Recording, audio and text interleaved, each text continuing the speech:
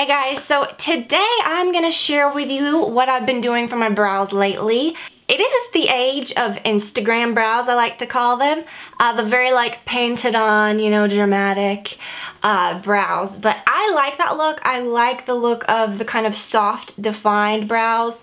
Not painted on. I think in real life it's like, it's a lot. But brows are so beautiful, whether you paint them on super dark and that's what you like, whether you let them go natural. It's just, I feel like this is the, like I said, it's the age of Instagram, like Instagram brows. The word fleek gets thrown around a lot and makes me a little cringy inside, but it is what it is. The word feels a little dirty to me. What is that? I love the fact though that we're in the age of where, like I said, natural brows that are just out of control are embraced, and then also really drawn on brows people like, and everything in between. When I was growing up, or when I was actually like doing brows, people were noticing brows, you know, when you're in that like middle school, high school age or whatever. It was the 90s, early 2000s, very early 2000s, which was the age of no brows. It was cool to have them this far apart. I literally almost ruined myself. Literally, like I could not stress that word enough. I literally almost ruined myself. Here I was with these big bushy brows, and I would see all my friends that didn't have them, and I was like, oh, let me make myself into something that I'm not. And I could have, I think I caught it at just the right time. When I very first started YouTube, I was still in kind of a bad way with them, but I grew them out. I got them in a good place. That's my biggest tip. Okay, of course, you know, I'm gonna show you how I do mine. I have been getting a lot of comments lately. I have been doing them different. I have been using brow pens, which is something you don't see a lot about. And for me, I don't like that drawn on look. My brows are very, not angular, arched, kind of angular. Naturally, I don't ever tweeze anything here or here.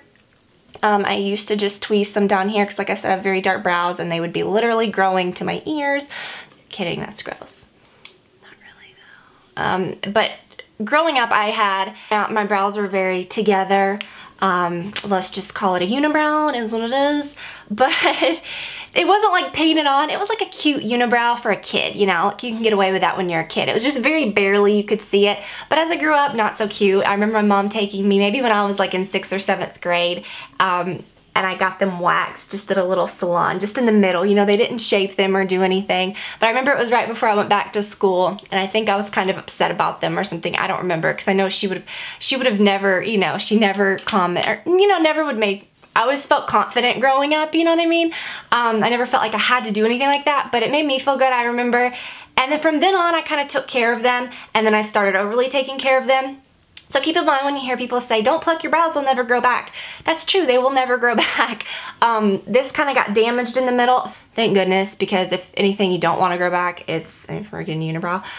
So yeah, that kind of went away, which is great. I never see any, the last time I pulled out a tweezer and tweezed my brows was probably like 6 months ago, and I was probably just grabbing like one little thing or one little thing, you know what I mean? Thank goodness this part grew back. This is what I had really destroyed. I had destroyed this middle part, and I had tweezed them way up high right here. I mean, it was literally like two little, like, so bizarre when you do this. Have you ever done that and looked at yourself in the mirror and see what you look like with no brows? It's crazy. You will see what they look like before when I do my little how-to, but this is not like a tutorial video where you're like, oh, the video starts at 10 minutes, you know, like, no.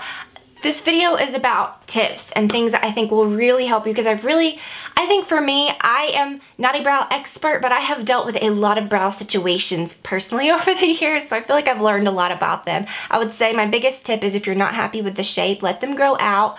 Go with your natural shape. So with brows, you're dealing with a lot of different things. Filling in brows does not have one tutorial, or there is not one way to do it, because you're dealing with, should I go light? Should I go dark? How am I going to fill them in? Am I going to actually fill them in? Am I just shaping them? Am I filling them in for color? Am I filling them in for shape? There are so many different things. I actually have very hairy brows, so where some people like really draw on their brows, I'm essentially not trying to darken them. I'm making them look even and smooth. So that is what I do when I fill mine in, and that's really the only demonstration I can provide, because I don't have the other type. I would have to literally like shave mine off to show you, and I ain't doing that. I think as far as actual product that you use, whether it's a powder, a pomade, like the dip brow type stuff, pen, pencil, I think you can actually get the same result with all of them. I think it's just how you apply them. So you can't say like, oh, don't use a pen because you're not going to get a very soft effect. I got a pretty soft effect using a pen. It's all about the color you choose, all about the method. I think you can really, whatever you're most comfortable with. I'd say if you're first starting out, I would choose a product like the Anastasia Brow Wiz. It's got the spoolie made into it for you, which is important. It's got a pencil that you don't have to sharpen. It mimics little brow hairs. It's just perfect. While you can use this to fill in, I think if you have more sparse, really kind of feathery brows and you're wanting to barely darken them or even them out, I would probably go for a powder and use a brush like this. All brow brushes are not equal. This is an E15. It's one of those square type brushes. This does not work well for me as a type of person or the type of brows that needs to just be filled in around.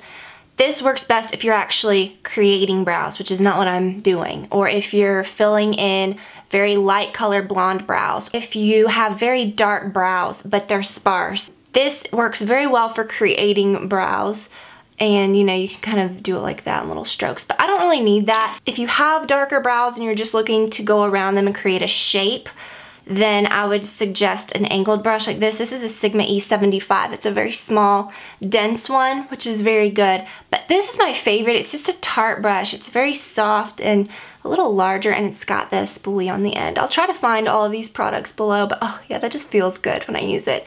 I used to use this with the Sigma brow powder or the Anastasia brow powders. Really, really a good thing to do.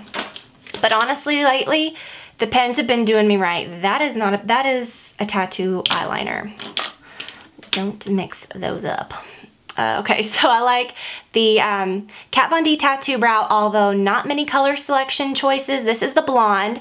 The medium was the initial shade that I got, or the middle shade, and it was very red. And I think the dark would be way too dark. And then I also like to use this Ico, and it's the Shape and Define. Doesn't have an actual color, but it's a very like medium-ish dark brown. But I use this paired with 99% of the time when you see me lately, it's just this. And then some brow gel. But like today I'm going to show you how you can kind of pair it with a darker one too if you really want a done look, you know, and really kind of get the brows, I can't even see that one, really like filled in. I think that maintenance is important. Like I said, you know, don't over tweeze, kind of cut that out right now. Don't look at your friend that has really arched brows like I said and think, oh, that's what I got to do. And then you have more like, don't look at mine and say, oh, that's what I'm going to do. You know what I mean? You got to be realistic with what your brow shape is. I also think very straight brows are very pretty, and it's just different. Like my arch gets thinner. Some people have thicker arch. It's different. It's just like hair texture or facial features. Everybody has different ones, and you know, eyebrows are facial features, so you kind of have to go with what you've got. If you really try to alter it, it's not going to balance out. It might look a little odd. So I would say embrace your shape, emphasize it. If you've got really kind of straight, natural brows, clean them up around the edge and then kind of darken them or clean up the edges and just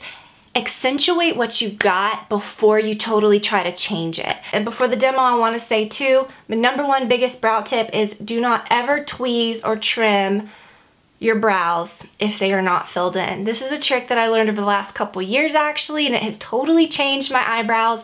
I used to tweeze when I would get out of the shower, or I would see, oh, but then later when I would fill them in, I thought, oh, I tweezed something that I kind of filled in over anyways. So what you need to do is, even if your brows are bushy, if they look crazy, fill them in like you would want them. Use your brush and kind of paint them or do whatever, you know, kind of, you know, paint them in, do whatever you want to do.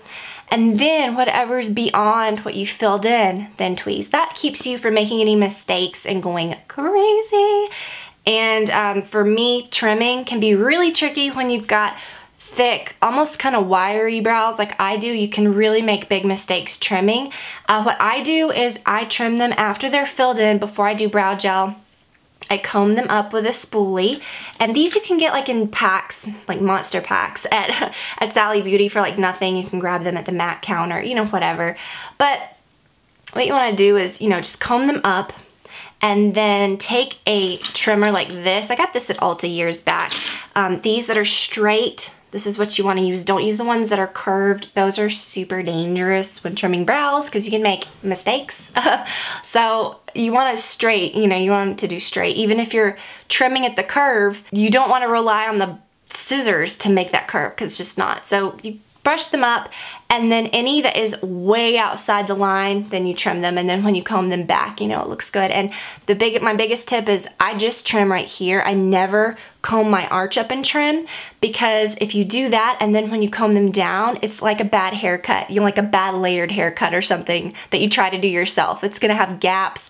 The only time that I trim my arch is when something is sticking out after I've gelled them or after I've used brow gel, and I can just, you know, tweeze them, or trim them. So it's better to not go crazy than to do too much and you can't get it back. And this is how I do mine. So what I do is I take my little brow spoolie and I just get them, you know, let me zoom in for you. You can see they're very, like this one I have a scar right there.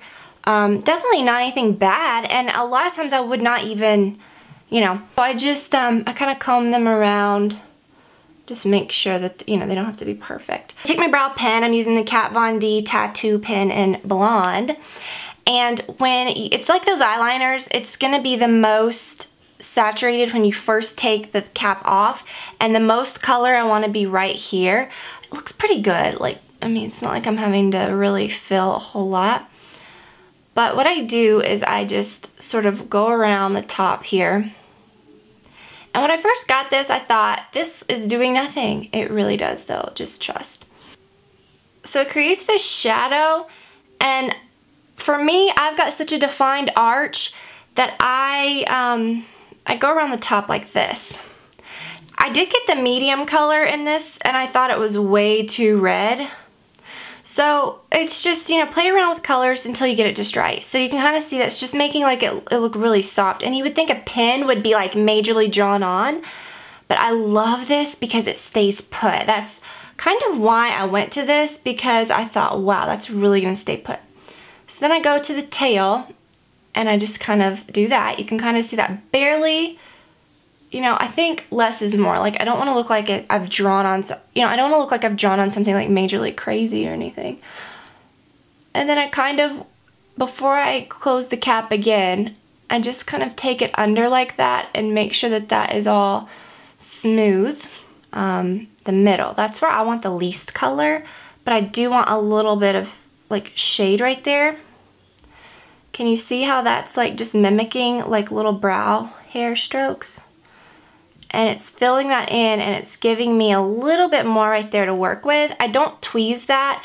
This is just the natural like shape that I'm working with. And this is so light, it's nice because you can, like, you see I'm just not having to be super careful with it, but it's giving me like a really nice like done effect. So far you can see, my thing is I like that look, you know, of soft, you know, soft yet defined.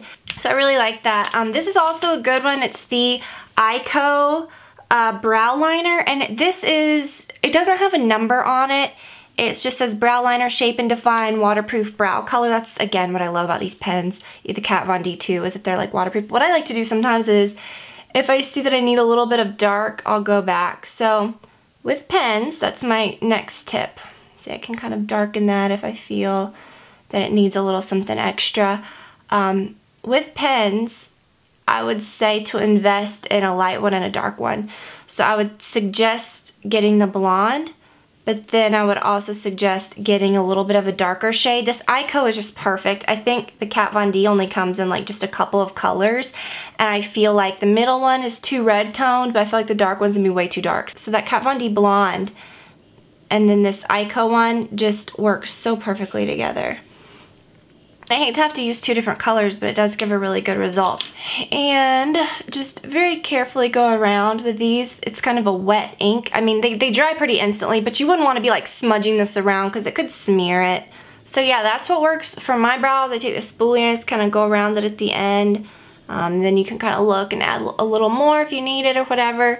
And then I take my well, actually, before you do your gel, if you want to kind of clean it up around the edges, if you've really penciled it on, I usually don't do that at the bottom, but you can take a light concealer. This is just a matte concealer, or you can take like the brow pencil or whatever. This is an Anastasia, this is the number 18 brush.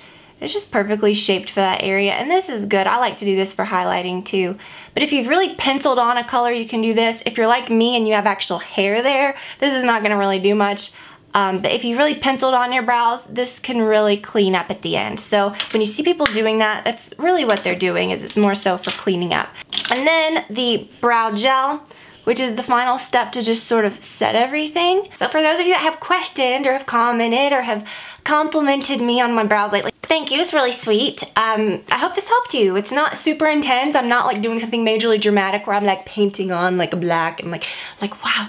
It's just real life. It doesn't look drawn on, but they look done. So I hope that y'all enjoyed it. I just wanted to be real and share with you guys what I've been using and maybe give you some tips on these pens. Biggest tip of all, do not mix this up with your Kat Von D tattoo eyeliner.